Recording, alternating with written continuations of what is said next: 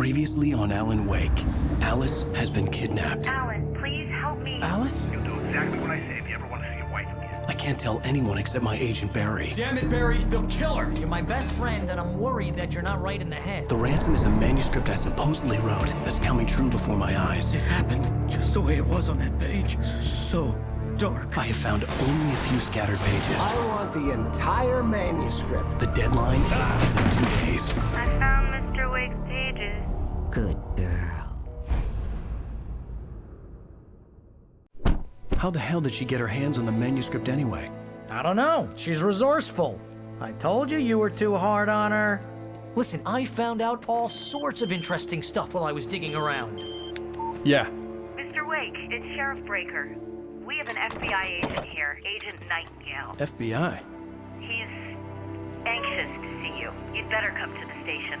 Okay, I'll be right over, Sheriff. Let's make this quick, huh? Help you folks? Name's Randolph. I'm the manager. We're looking for Rose. Works as a waitress down at the diner. Rose, sure. Nice girl. Who wants to know? I'm Alan Wake. The writer, huh? I heard on the radio you were visiting. Well, I'll show you her trailer. That Rose, she's a nice girl. Always pays her rent on time.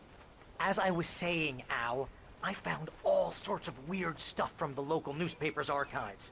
This place is crazy. Disappearances, mysterious deaths, urban legends come true, and get this, most of this stuff takes place around Cauldron Lake. Well, you ain't wrong, mister. The Indians thought the lake was a doorway to the underworld. I'm the God-fearing type myself. I don't hold with that sort of thing. Yeah, okay. Anyway, there was an island there owned by a guy called Thomas Zane. Now, some of the articles I found about him make him out to be a famous writer, but I ran a bunch of searches, couldn't find a single thing he wrote. Zane was heavily into diving, so much so that the place came to be called Diver's Isle. But the volcano under the lake erupted in 1970, and Zane went down with the island.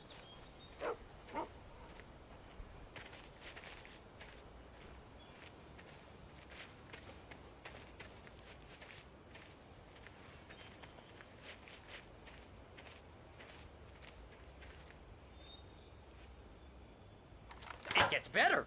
A local girl, Barbara Jagger, drowned in Cauldron Lake just a week earlier. They were lovers. Sure, Jagger's a local spook story. The Scratching Hag. Comes for you in the dark. Childish stuff like that. Anyway, Al, I'm just getting to the best part. All of the articles about this stuff were written by Cynthia Weaver. I asked around, and she's that crazy bag lady you met. What, the lamp lady? She can be a little loopy, but she's not homeless or anything. Yeah, anyway, she knew both Jagger and Zane before they both died, and she had some kind of a breakdown.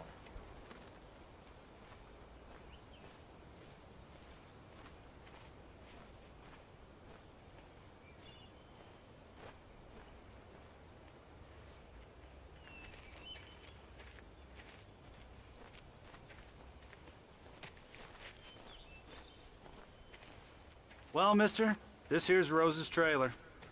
You mind me asking what you want with her? We're just here to talk to her, pal.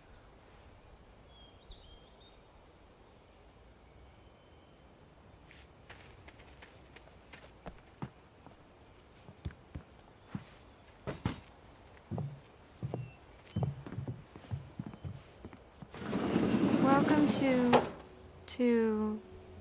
Oh dear, Mr. Wake. I'm so glad you're here. Rose, you have my manuscript? Oh. Oh yes. Yes. Please, come in. Hey, this is really good. Rose, Yes, my manuscript. I really need it. I understand. I know what you need. A muse to inspire you. Oh, for Barry. She doesn't have anything. Yeah, hey, Al? Al, what's...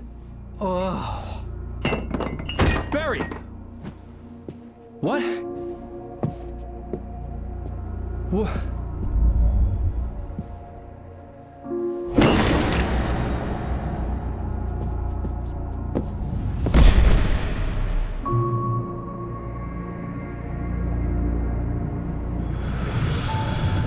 It's coming for you, hiding in my barber's skin.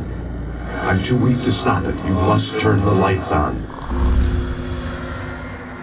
I promised I'd come visit you and your lovely wife. You must finish what you started. I insist. You must turn the lights on. Turn the light on. Back to work, boy.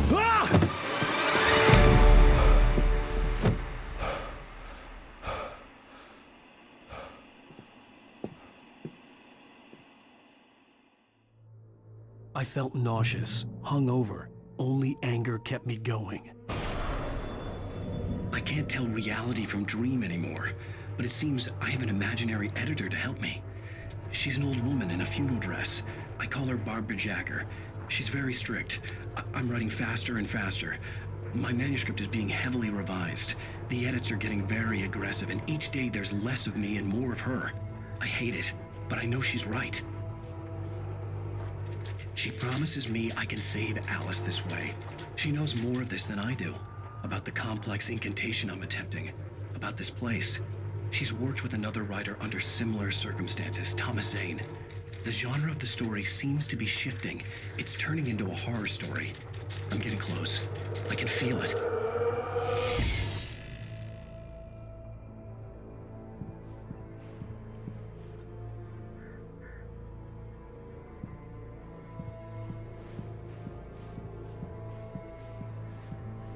Rose took a day from me. I had less than 12 hours left to meet the kidnapper. All I could do was get Barry into the car, work something out once I got on the road.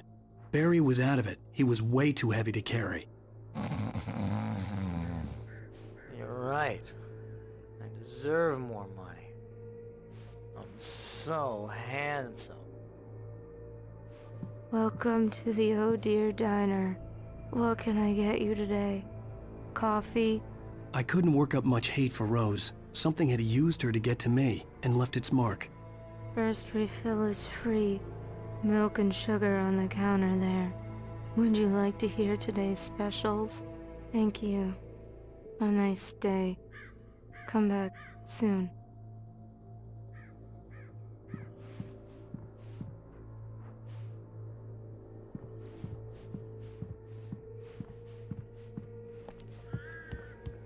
My gun and flashlight were gone. I'd have to find a way to get Barry into the car as quickly as possible. There was no time to waste.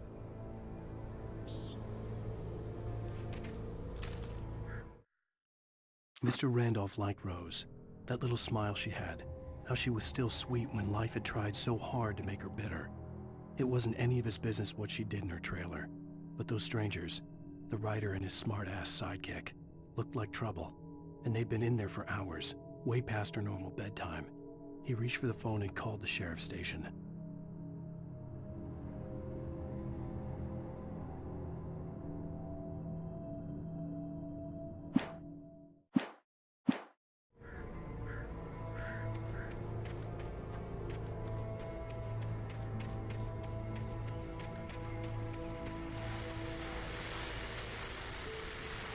I just stepped outside to catch a breath of fresh air. Let me tell you, the weather's getting heavy. Nights like this make me especially glad I'm here talking to you and not home in bed. Once the weather takes a turn like this, I can't sleep at all. It's all tangled bed sheets and dark thoughts, punctuated by the occasional plunge into nightmare. Is it just me? Well, perhaps it is. But I hope I can make the night a little bit easier to get through. Caller, you're on KBF FM. Hey, Pat, it's Walt Snyder. What's on your mind, Walt? Well, I ain't the way you are, but, I can't sleep either, you know? I just been staring out the window here, trying to make sense of it all, but, I ain't been drinking either, you know? Well, you sound like a man with a problem, Walt. I had argument with Danny.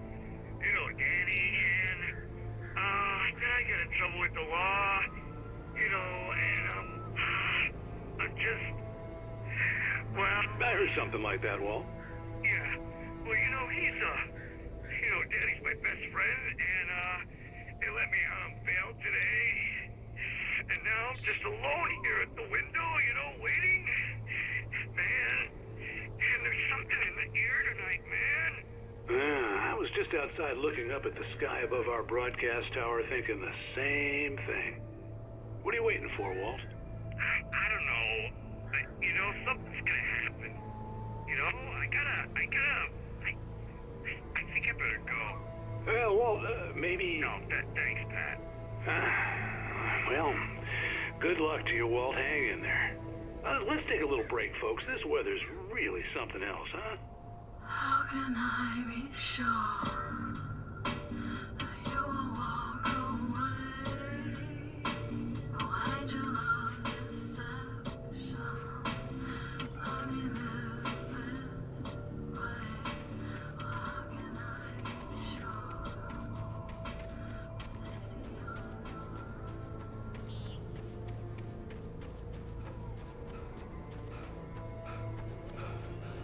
Oh, you're gonna get it now. God knows what you've done to that poor girl. This is Agent Nightingale, FBI! Get him up, Hemingway! You're under arrest! You move a muscle, I'll unload right in your goddamn face! Stay right where you are, Spillane!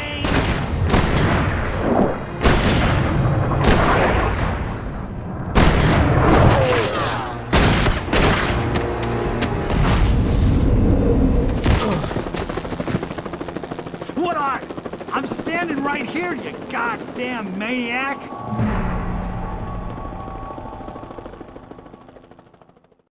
I hated to leave Barry behind, but there was no way I'd miss my appointment with the kidnapper. Give it up, Mr. Wake. Come on.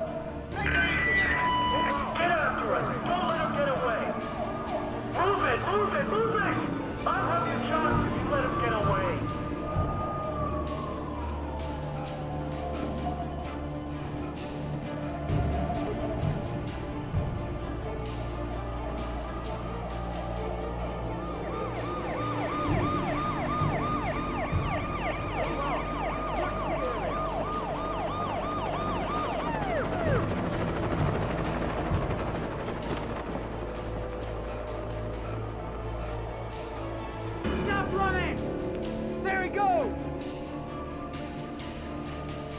Okay, men. Keep your eyes peeled. You're gonna try to make it through here. Oh, damn. Fan out! Wait! I'm right there! God damn it! Where did he go? This way! Keep an eye out!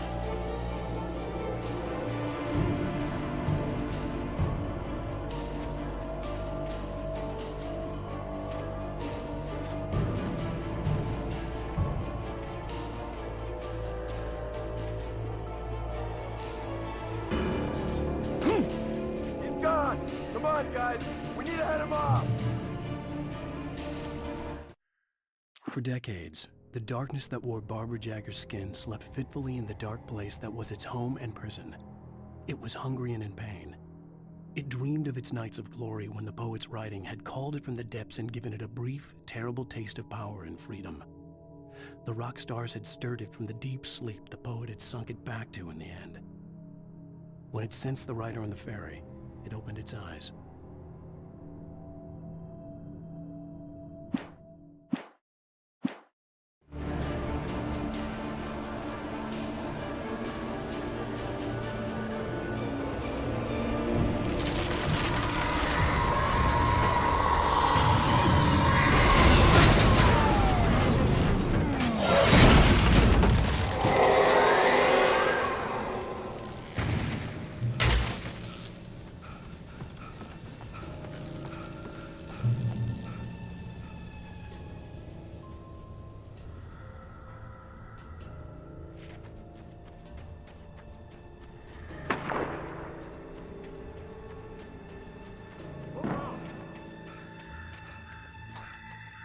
Search the area.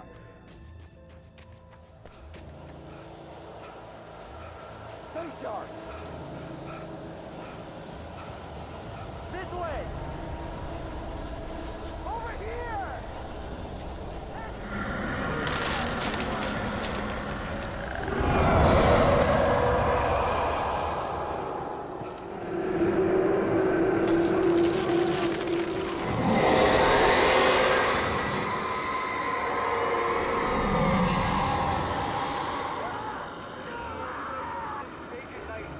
I've lost contact with most of the men you assigned to me.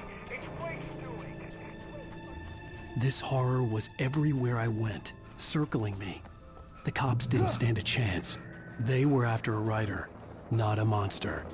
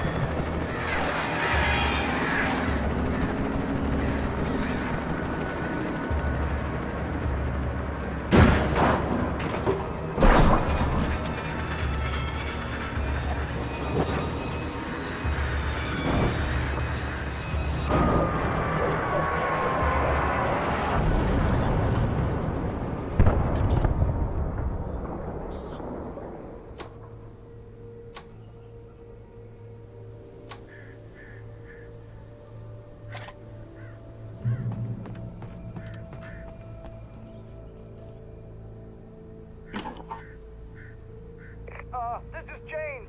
Mulligan, Thornton, come in. Over. Thornton here. James, we got both Wheeler and Rose in custody. They didn't put up a fight or anything. Why, they were... Hey, what you... Come on! Sit down and give me that. James, Mulligan here. Over. Go ahead, Mulligan. Over. We got Wheeler and Rose here. Wheeler's drunk or hopped up on something. Speaking of which, that Fed had a pretty distinctive whiff of Otis Scotch about him, if you know what I mean. Over. I don't have anything on that, Deputy Mulligan. Over. Well, whatever. Anyway, Rose is just being plain weird here. You better get Doc in to take a look at both of them. Over. Gotcha. You better get them here quickly. The, Fed's gonna want to interview Wheeler. Over. Oh, yeah, I'll bet he does. Looks like they have a lot in common. Mulligan out.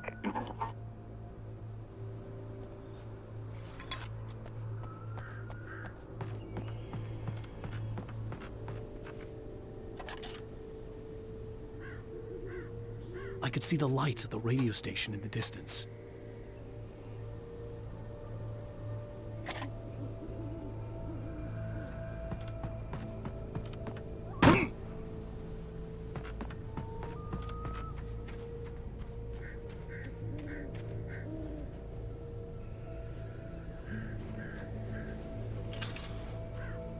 I imagined that the broadcast tower in the distance was part of the local radio station.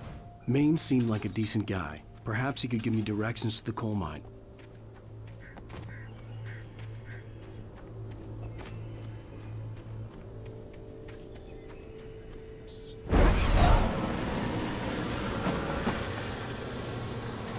Unnatural shadows clung to the gate.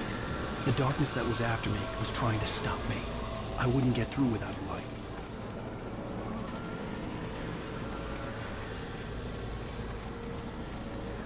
There was no power to the searchlight.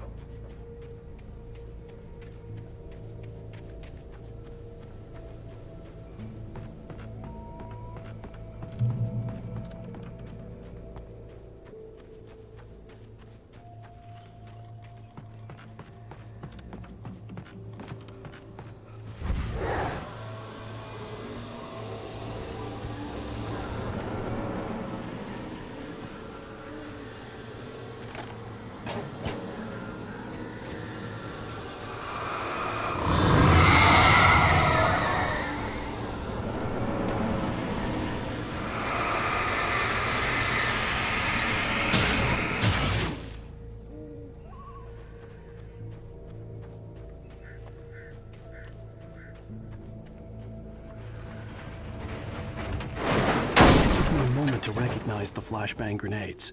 They were an ideal weapon for my situation. Team 1, come in. Over. Team 1, this is Sheriff Breaker. Report. Over. Team 2, come in. I need a report. Over. Come on, guys. Talk to me. Come in, please. Over.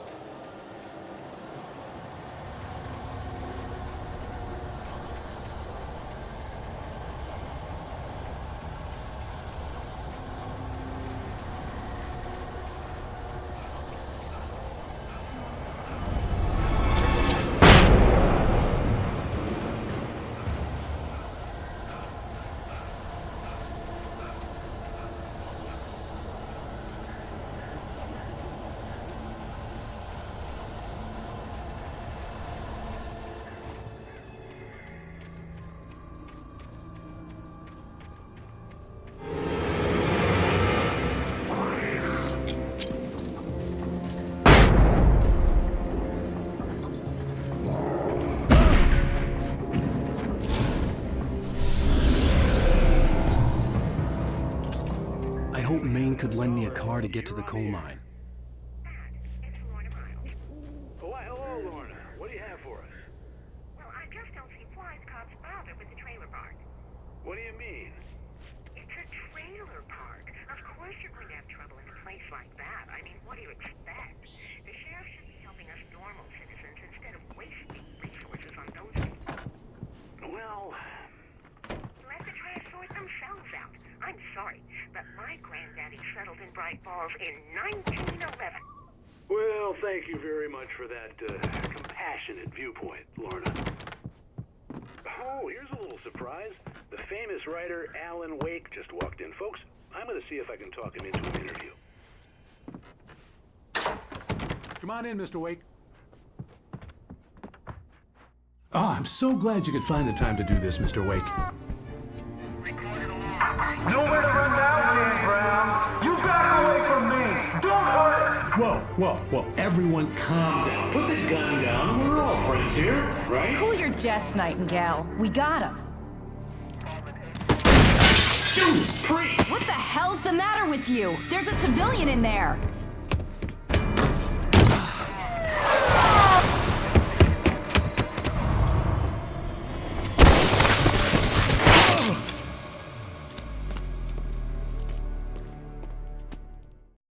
I'll get you yet, even if it kills me. You hear me? You hear me, H.P. Lovecraft? I had fallen off so many cliffs it was ridiculous. That's what you get for naming a book The Sudden Stop. It was probably good I hadn't had the chance to tell Maine where I was going. I'd have to lose the cops and find my own way to the mine. Nightingale stared through the broken studio window into the dark woods. He turned around, started to walk out, but Maine grabbed his arm. "Young man, you almost shot me.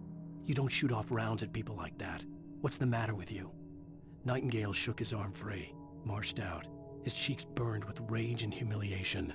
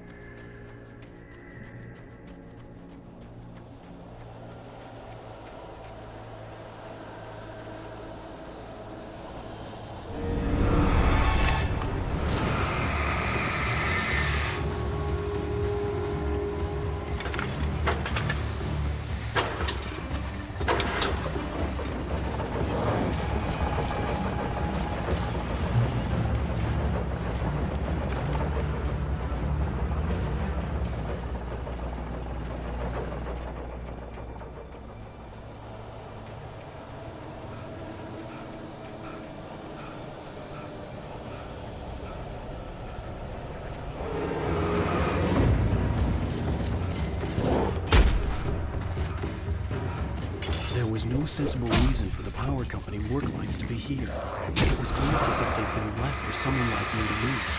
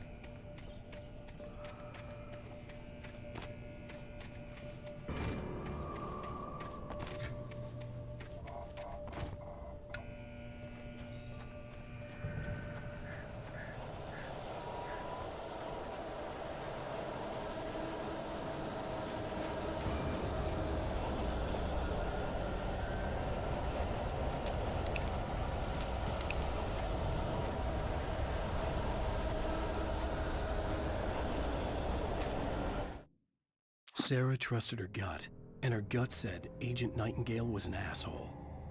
He felt wrong, and it wasn't just the smell of stale booze. It was in the way he flashed his badge, pulled rank, the look in his eyes when he wanted answers. Where was Alan Wake? What was this about an accident?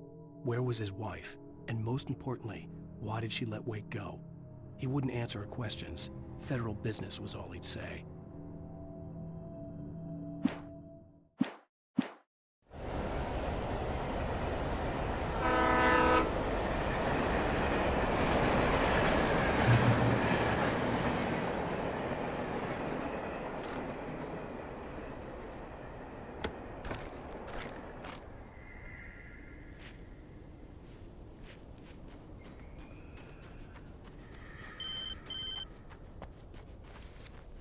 Hello?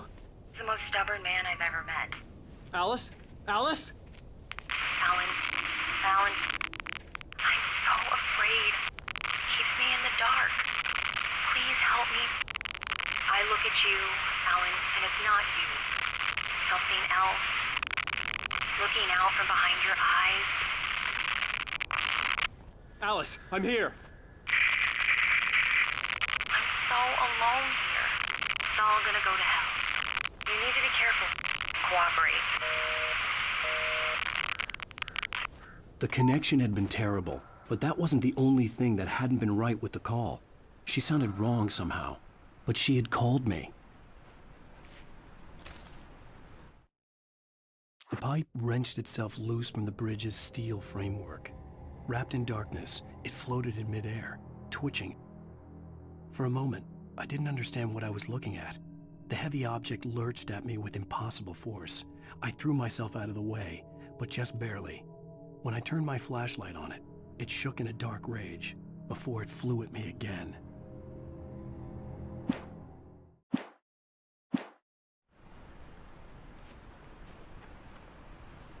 I could see a railway bridge up ahead and a warehouse of some sort on the opposite shore.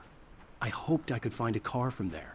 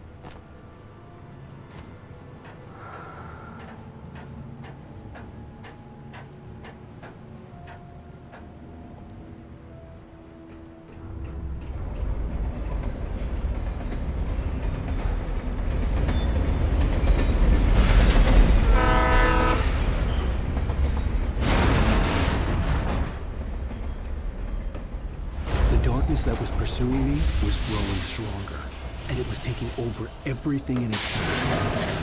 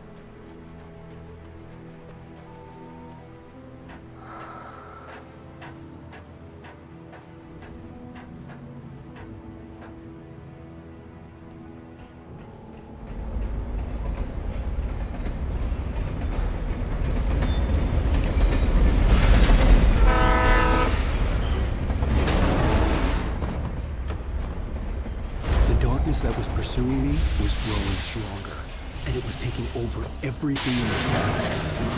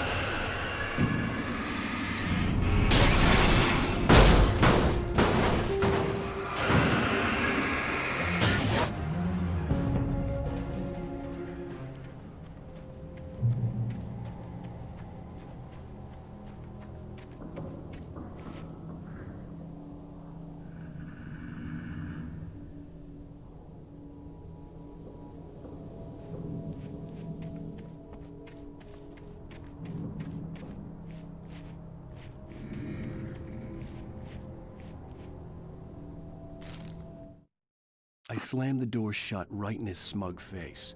He pleaded for me to open the door. True to form, the asshole actually thought I would obey. I had no sympathy left, no guilt either, not for him. I took a moment to savor the scream. I bet I had a smile on my face. It was all that I had time for. The dark presence was inside the lodge with me.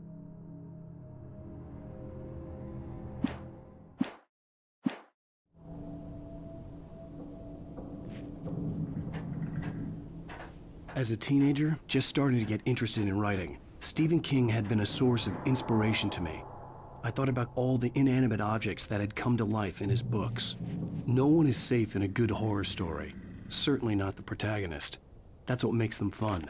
This was anything but. The darkness could possess anything, and it was getting closer.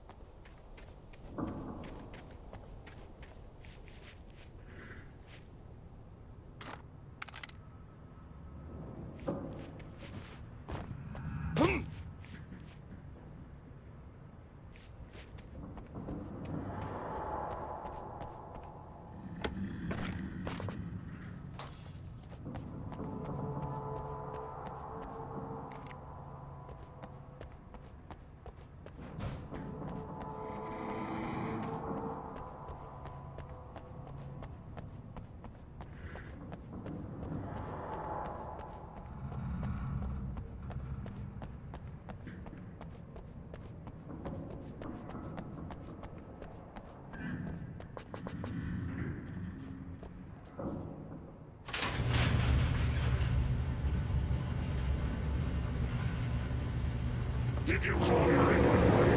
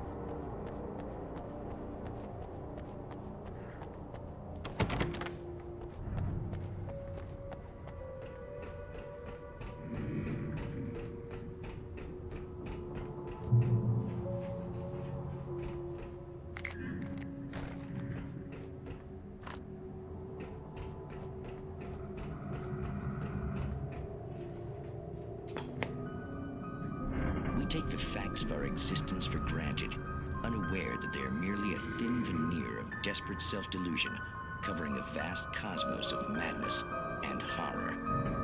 All too often, the stars are right. In Night Springs.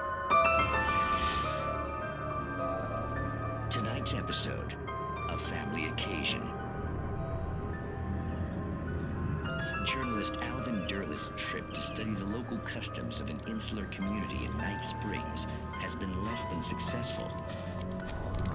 Until tonight.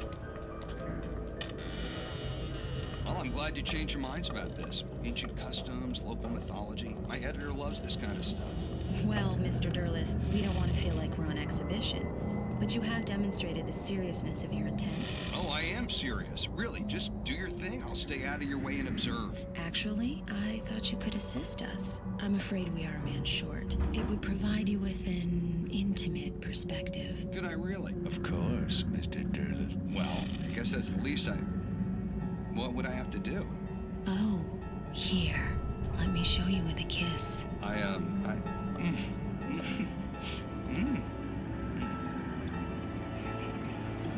What did you...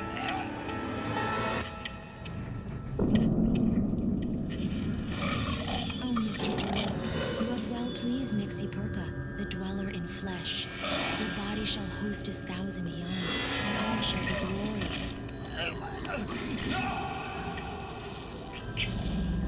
Shh, darling, be calm. Shh. Alvin Derleth learned a harsh lesson. If you go looking for mythology, it may come looking for you. And such quests always bear fruit. In Night Springs.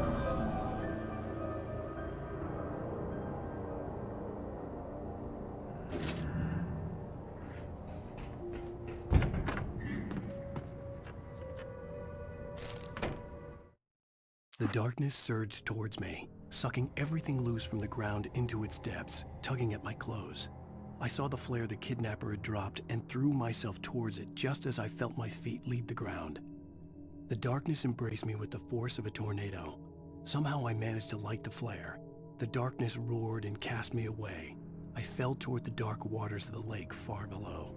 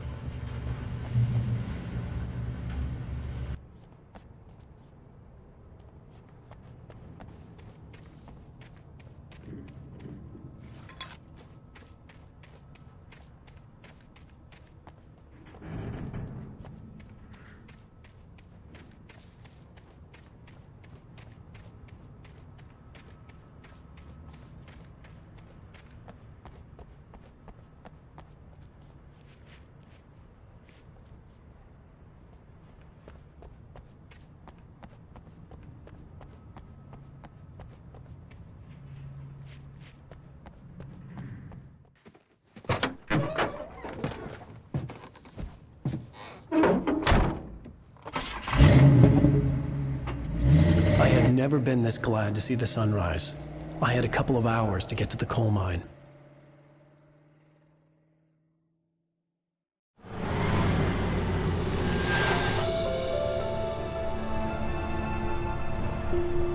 The coal mine wasn't far now.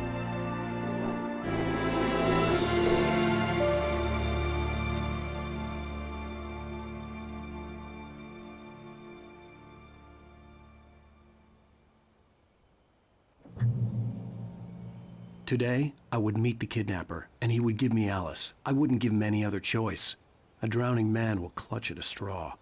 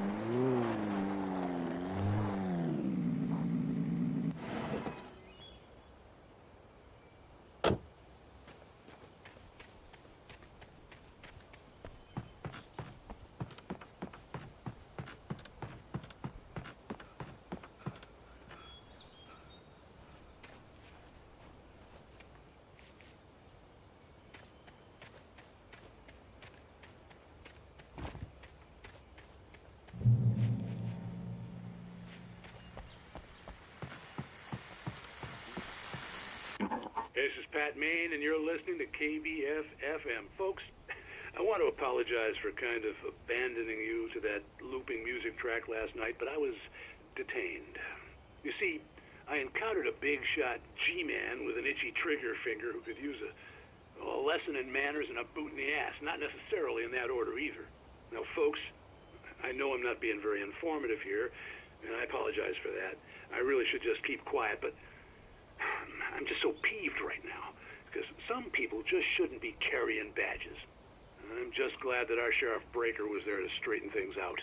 And if someone I met last night is listening, let me just say, I'm sorry if my mouth got you in trouble.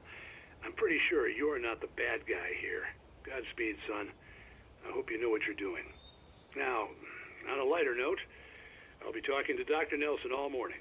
But first, a little music.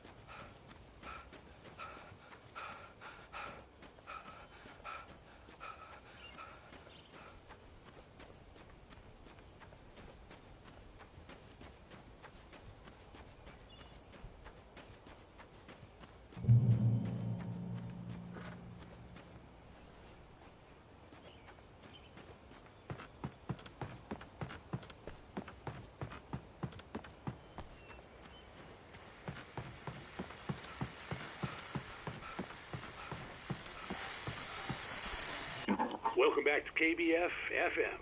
Hope you enjoyed that tune. Now, Doc, you were talking about life and finding that special someone, that soulmate. Well, you were talking about that. I was saying I don't buy it. Well, see, to me, that's strange, because I always pegged you as a hopeless romantic. You got me there, Pat. But I think love's where you look for it. And you need to do a lot of looking, sure. But the idea that there's that one special person out there for you, and if you miss that chance, it's gone forever, and you're forever incomplete. I mean, isn't that depressing? Or, heck, childish even? There's plenty of fish in the sea. And apparently a fisherman has a fishing analogy for everything, but what you're saying, isn't that a little harsh? Well, no. What I am saying is that your potential for finding that connection isn't limited to what's essentially a chance encounter. How is that harsh? Yeah, well, I guess that's a nice thought, but let me say something personal here. Okay.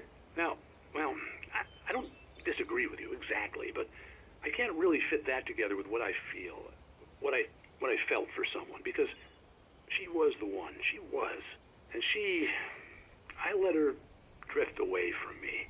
Maybe I didn't put in the work, I don't know, but, well, since then, and it was a long time ago, but since then, there hasn't been anyone, not like her. And I'm not saying I dwell on her or haven't moved on. I like my life. I'm not living in the past, but I do miss the way she completed me. You can't argue with the heart, Pat. I'm sorry, folks. I had kind of a scary experience last night, and let's just say it's shaken a few things loose.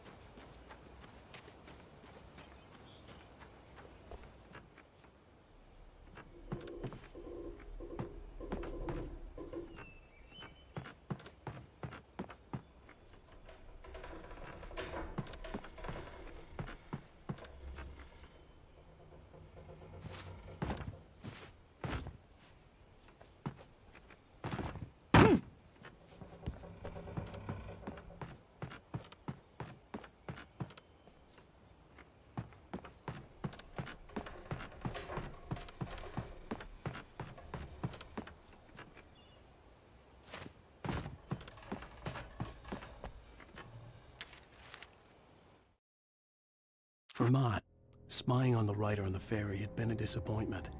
His boss had made Wake out to be something special, but Mott hadn't been impressed. He'd gotten a good long look at the wife, though, and he liked what he saw. Mott had fantasized about goading Wake into a fight, but it hadn't happened. Still, he'd get his chance to see if the writer had anything in him. He'd been promised as much.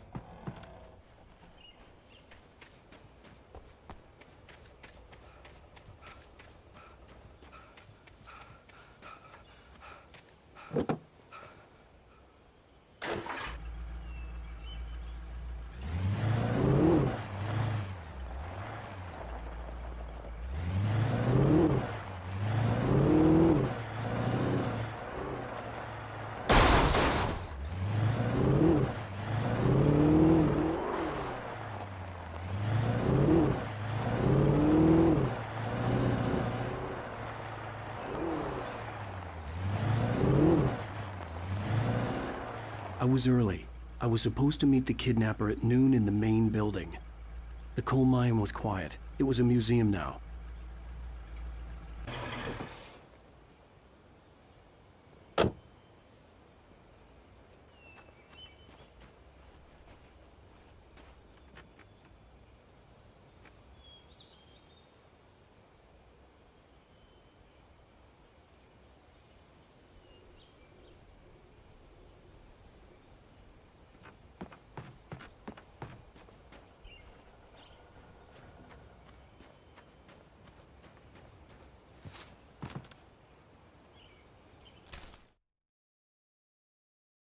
With Nightingale gone and the night wind blowing in through the broken studio window, Maine stared at Sarah.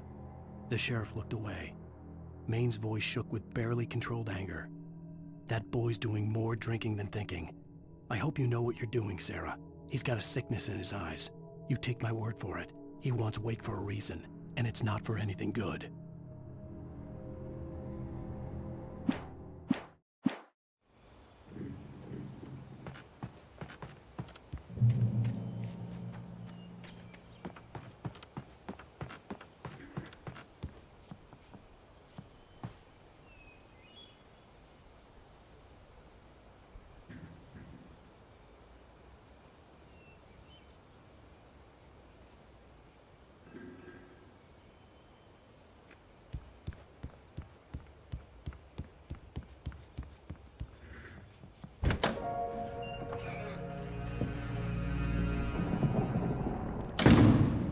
I didn't want to go outside. Cops had to be looking for me. The noon sun turned the place into a sauna. The day dragged on. Different scenarios ran through my mind. Ways of how I'd torture the kidnapper to get Alice back. Or the different horrible things he could have done to her. I imagined her dead. I had no way of knowing she was still alive. It was killing me. I was running on blind hope. It was all a waste of time. The bastard never showed up.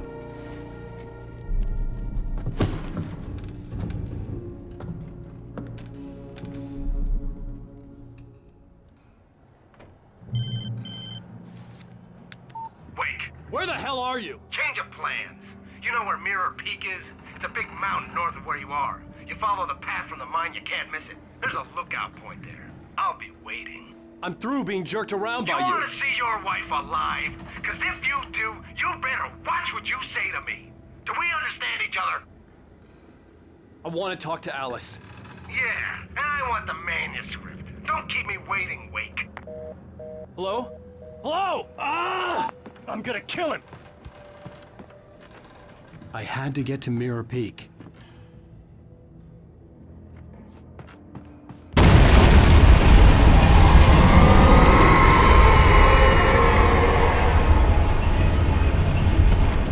It was close, maybe closer than ever before.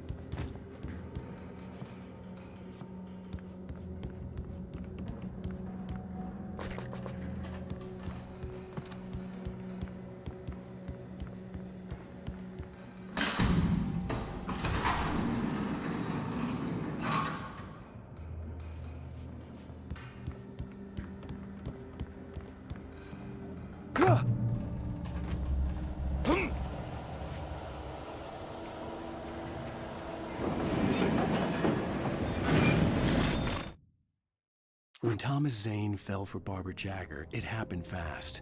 She was young, vibrant, and beautiful, full of life. He had never been a very happy man, and without any seeming effort, she had changed all that. Zane felt good for the first time in his life. Everything she did was another piece of a jigsaw puzzle he hadn't even known he'd been missing. And best of all, She made the words flow, strong and sharp. She was his muse.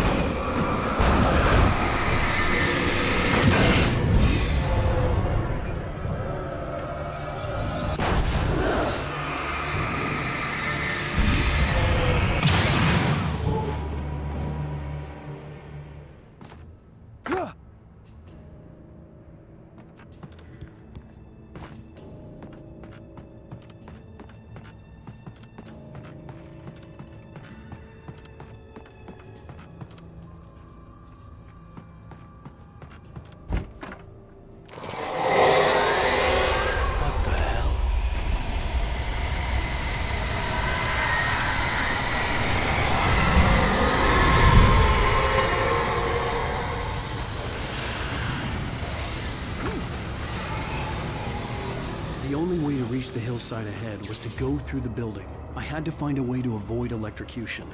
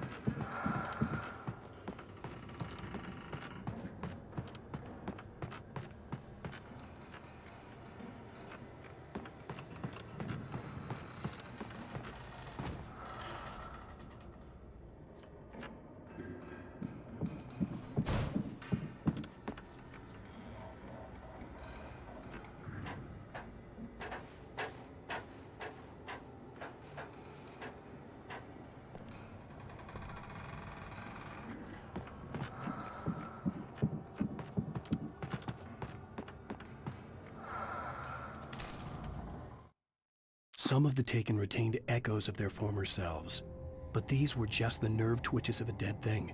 Nothing remained but a shell covered and filled with darkness. In most cases, these puppets were enough for the purposes of the dark presence. But for anything more elaborate, as with the writer, it was different. It needed his mind. And so rather than taking him over completely, it merely touched him.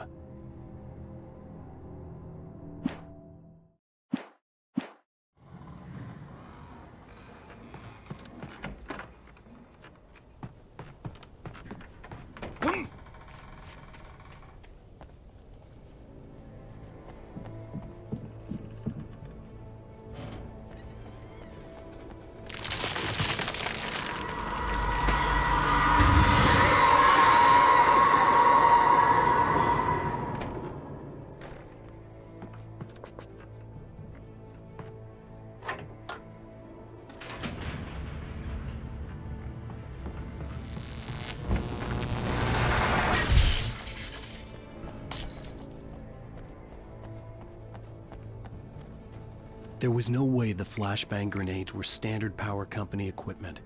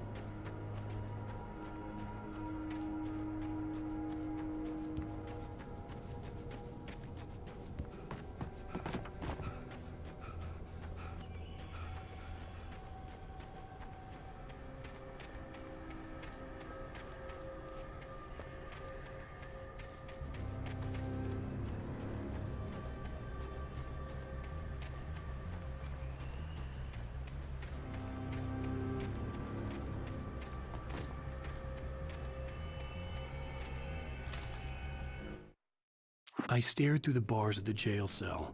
Barry stood behind me, swaying on his feet, looking as ill as I felt. Agent Nightingale stood on the other side of the bars with Sheriff Breaker. Nightingale had a stack of manuscript pages in his hand. He seemed unhinged as he gloated. "Well, I've got you now, Raymond Chandler. It's all here. All the evidence, including conspiracy to murder a federal agent."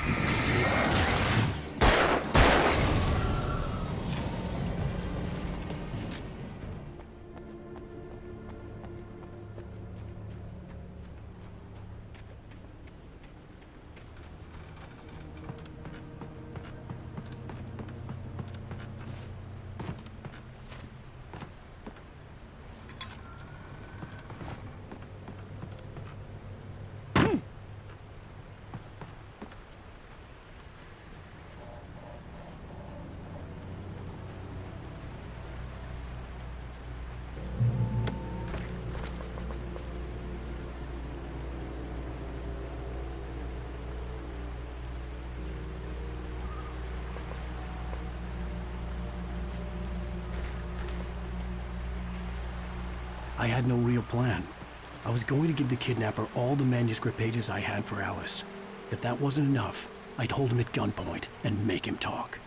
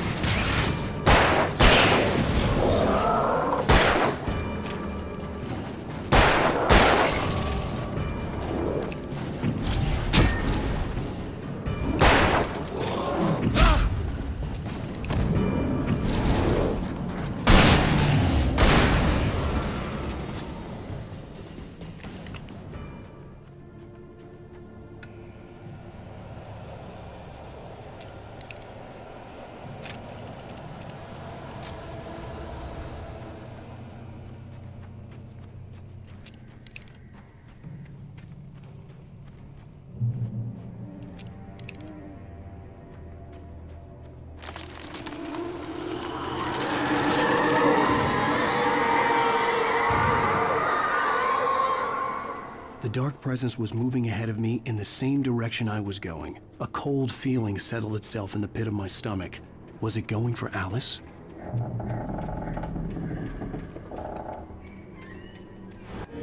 The graveyard shift may cause cancer.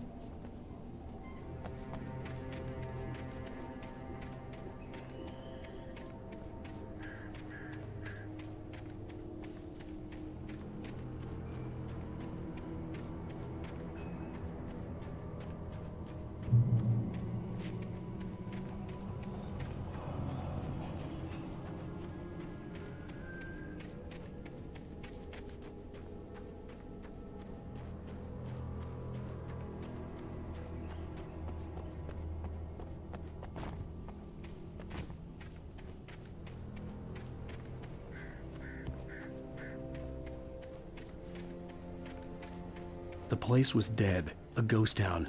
Had been for decades, maybe a century.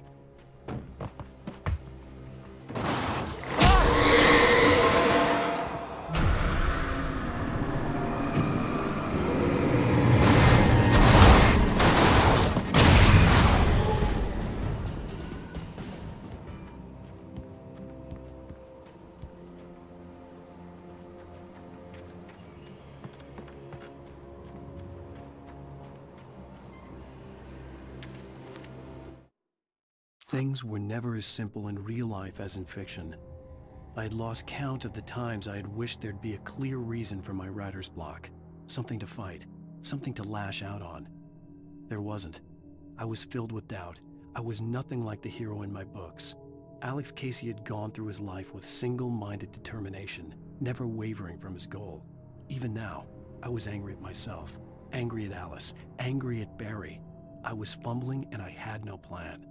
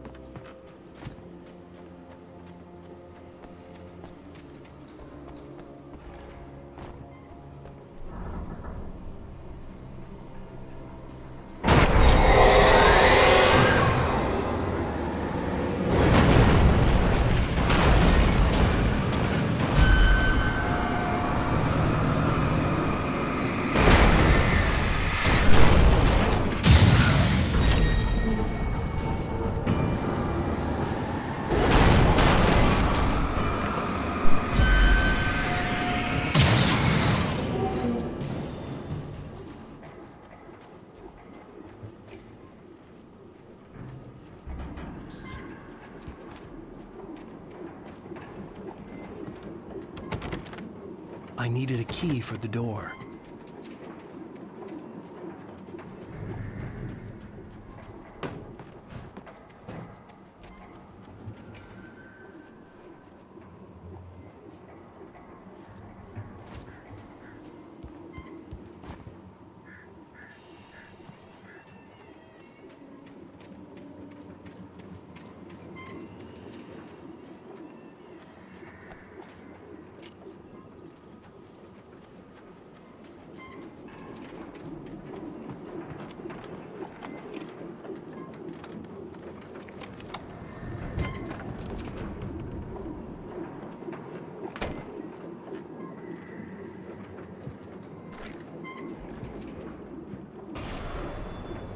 Anything outside of riding is a struggle. I feel ill. I managed to make my way downstairs. There's a shoebox filled with books and papers by Thomas Zane.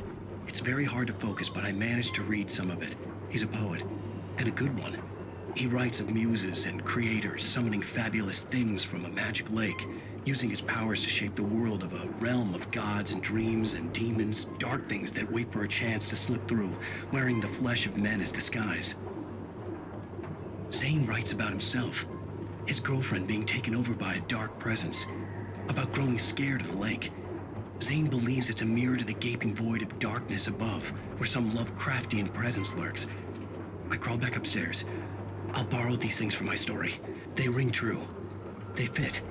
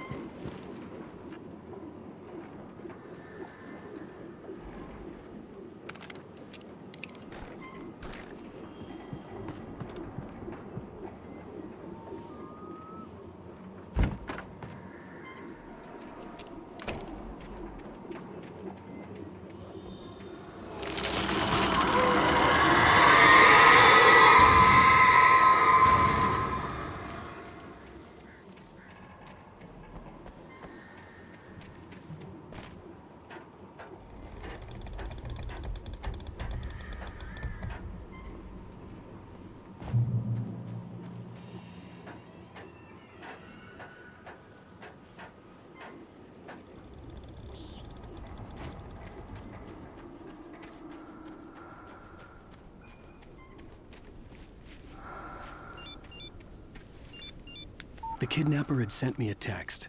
The message was full of spelling errors and insults. It was telling me to hurry up.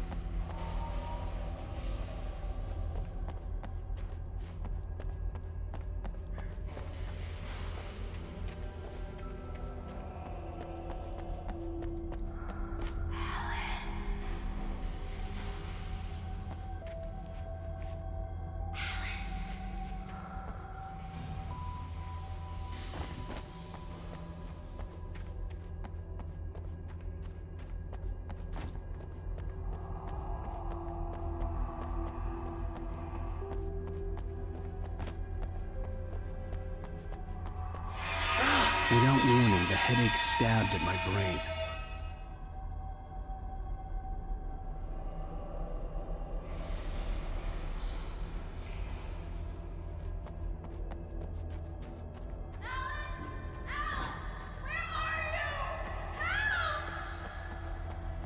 Alice?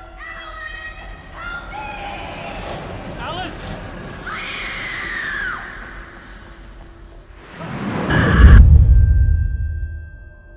I'm losing it. I gotta get out of here. The hunters were big, thick-set men, confident and at home in the woods. They were feeling good, running on beer, ghost stories, and camaraderie late into the night. It did them no good, as they were taken by the dark presence, sucked deep into a darkness far worse than any ghost story they ever told or heard.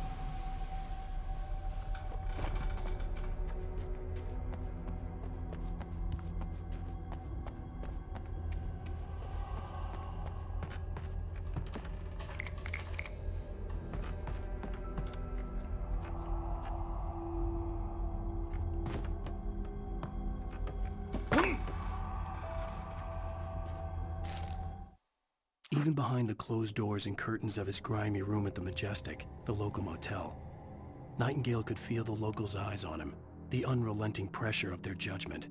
He forced it out of his mind. For all he knew, they could all be under Wake's spell already. You do what you have to do to get the job done. He took comfort from the bottle in his hand. Please, he thought, just let me get through this.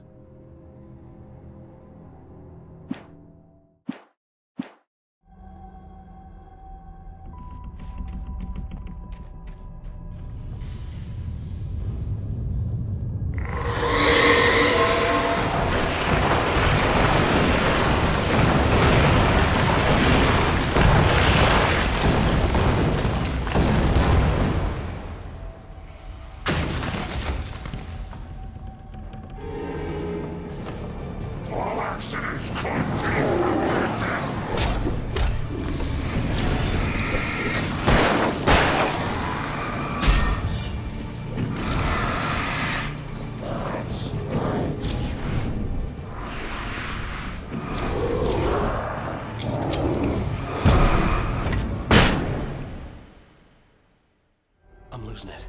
I gotta get out of here. The hunters were big, thick-set men, confident and at home in the woods. They were feeling good, running on beer, ghost stories, and camaraderie late into the night. It did them no good, as they were taken by the dark presence, sucked deep into a darkness far worse than any ghost story they ever told or heard.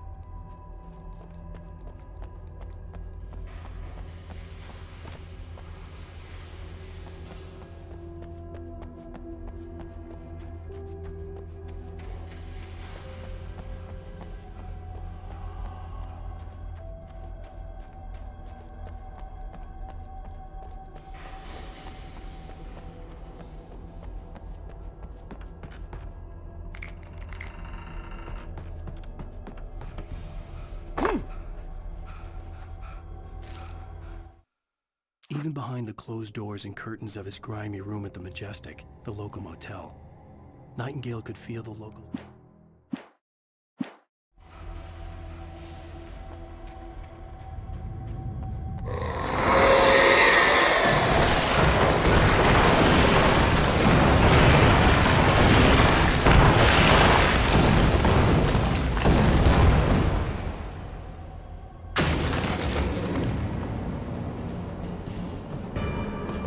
All accidents could be prevented!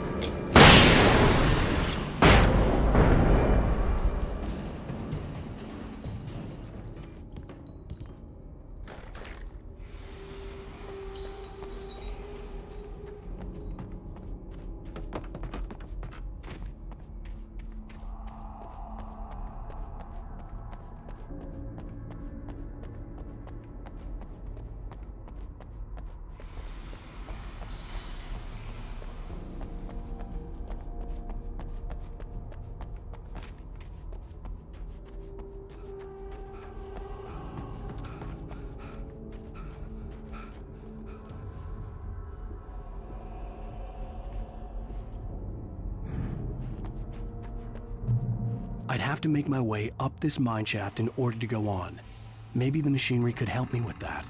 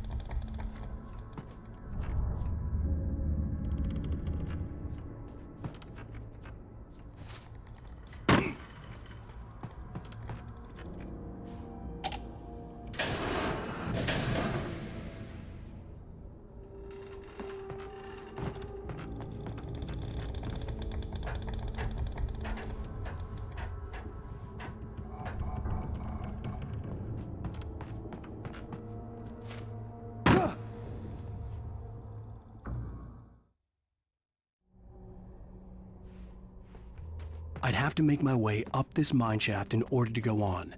Maybe the machinery could help me with that.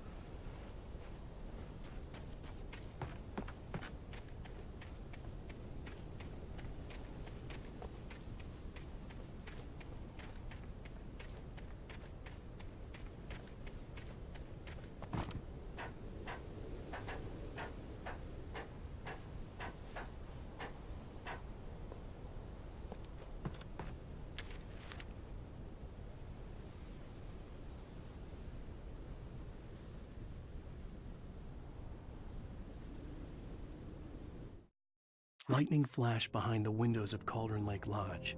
Tor Anderson laughed and held the steel hammer above his head. Nurse Sinclair was trying to calm him down without success. Tor grinned madly and shouted, "My hammer's up. Here's a friendly poke from Molnir, wench." He brought the hammer down with all his might on Sinclair's head. "We're on a comeback tour, baby."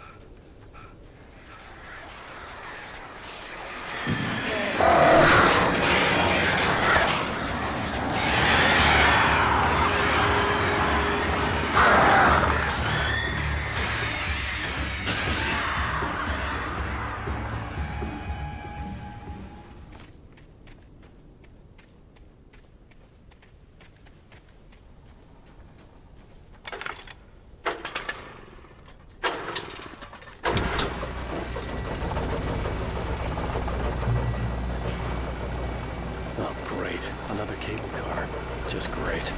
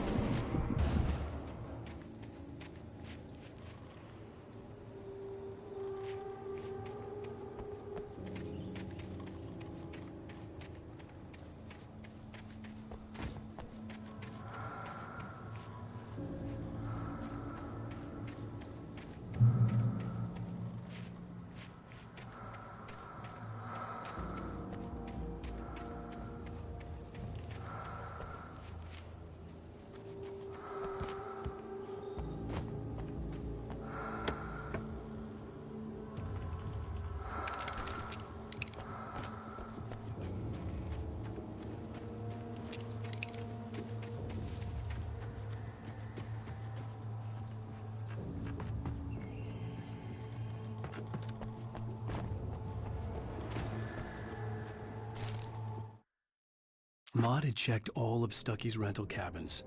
There had been no sign of the Wakes. It was dark when he'd found their car parked at the end of the road by Cauldron Lake. It made no sense.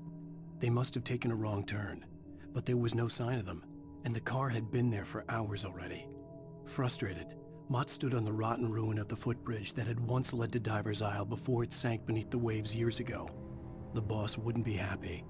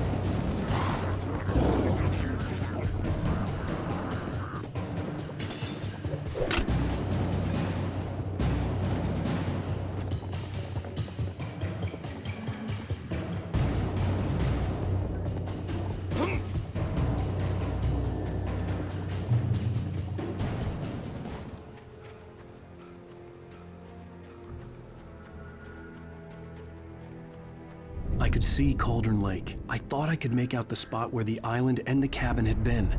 There was a light near it. It had to be a boat.